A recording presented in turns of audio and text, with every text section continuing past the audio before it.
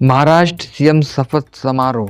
भाजपा नेता देवेंद्र फडणवीस तीसरी बार महाराष्ट्र के मुख्यमंत्री के शपथ ली। विधानसभा चुनाव 2024 में महायुति की शानदार जीत के बाद भाजपा नेता देवेंद्र फडणवीस ने तीसरी बार महाराष्ट्र के मुख्यमंत्री के रूप में शपथ ली। भारतीय जनता पार्टी के पक्ष वाले गठबंधन महायुति में एकनाथ शिंदे के पक्ष वाली शिवसेना और अजीत पवार के पक्ष वाली एनसीपी शामिल है। 288 सीटों में से महायुति ने 230 सीटें हासिल की, जिसमें भाजपा ने 132, शिवसेना ने 57 और एनसीपी ने 41 सीटें जीती। गुरुवार शाम 5:30 बजे शुरू हुआ शपथ ग्रहण समारोह में प्रधानमंत्री नरेंद्र मोदी और कई राजनीतिक नेता आए।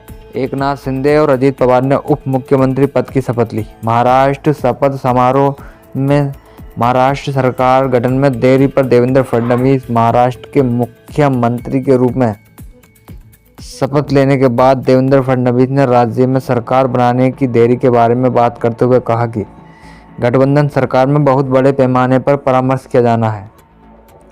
उन्होंने समाचार एजेंसी ANI को दिए साक्षात्कार में कहा कि नहीं मानता कि सरकार बनाने में कोई देरी हुई है। इससे पहले भी 2004 में करीब 12-13 दिन की देरी हुई थी। 2009 में करीब 9 दिन की देरी हुई थी।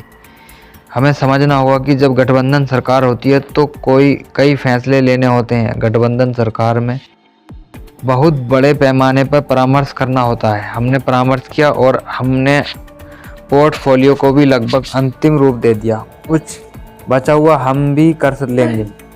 महाराष्ट्र के उप मुख्यमंत्री के रूप में शपथ लेने के बाद शिवसेना प्रमुख एकनाथ शिंदे ने कोलाबा में शिवसेना के संस्थापक बालासाहेब ठाकरे की प्रतिमा का माल्यार्पण किया।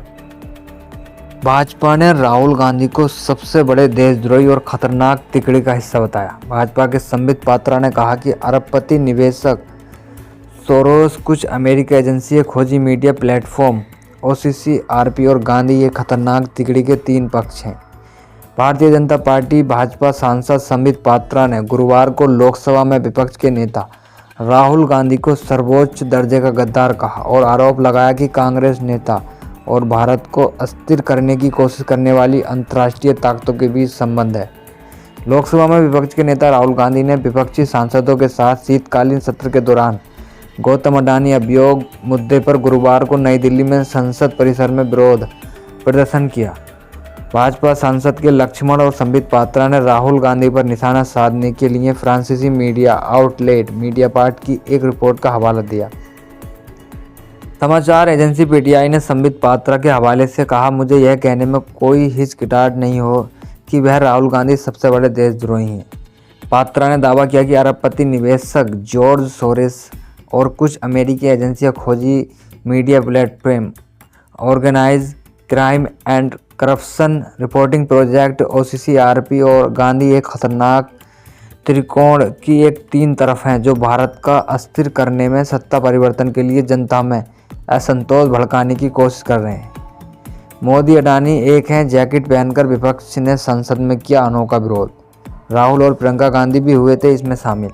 भाजपा सांसद सुधांशु त्रिवेदी ने गुरुवार को राज्यसभा में समाचार पोर्टल OCC-RP के बारे में मीडियापार्ट फ्रांसीसी आउटलेट की रिपोर्ट का हवाला देते हुए कहा कि इसमें दावा किया गया है कि OCC-RP को विदेशी सरकारों से वित्त पोषण मिलता है और अरबपति जॉर्ज सोरोस के साथ इसके संबंध हैं, जो भारत पर भी ध्यान केंद्रित करता है।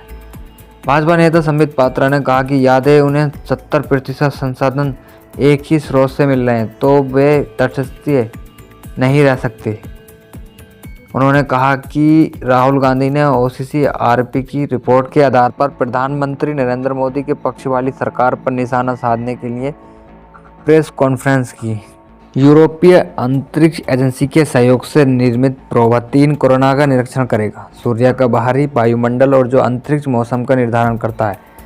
भारतीय अंतरिक्ष अनुसंधान संगठन इसरो के प्रोवा 3 अंतरिक्ष यान को गुरुवार को आंध्र प्रदेश के श्रीहरिकोटा स्थित सतीश धवन अंतरिक्ष केंद्र के प्रीतम लॉन्च पैड से सफलतापूर्वक प्रक्षेपित किया गया है। इसरो का प्रक्षेपण यान PSLV सीट 59 यूरोपीय अंतरिक्ष एजेंसी ESA के प्रोवा 3 अंतरिक्ष यान के 2 उपग्रह को लेकर श्रीहरिकोटा के सतीश धवन अंतरिक्ष केंद्र से उड़ान भर रहा है। 550 किलोमीटर का पेलोड ले जाने वाला इस रॉकेट को 4 दिसंबर को प्रणोदन प्रणाली में विसंगति के कारण शुरू में विलंब होने के बाद अपराह्न 4:04 पर प्रक्षेपित किया गया। प्रोबा 3 उड़ान के दौरान 1 मिलीमीटर तक सटीक संरचना बनाने वाले पहला अंतरिक्ष यान होगा। रॉकेट में 2 उपग्रह कोरोनाग्राफ और ओकुल्टर एक दूसरे से 150 मीटर की दूरी पर एक साथ यात्रा करेंगे। ओकुल्टर एक ग्रहण है जैसी घटना उत्पन्न करेगा जिसमें यह सूर्य के केंद्र को अवरुद्ध कर देगा ताकि कोरोनाग्राफ आवश्यक उपकरण भेज सके और सूर्य की बाहरी क्षेत्र जिसे कोरोना के नाम से जाना जाता है उसका निरीक्षण कर सके, जो अंतरिक्ष के मौसम को निर्धारित करता है।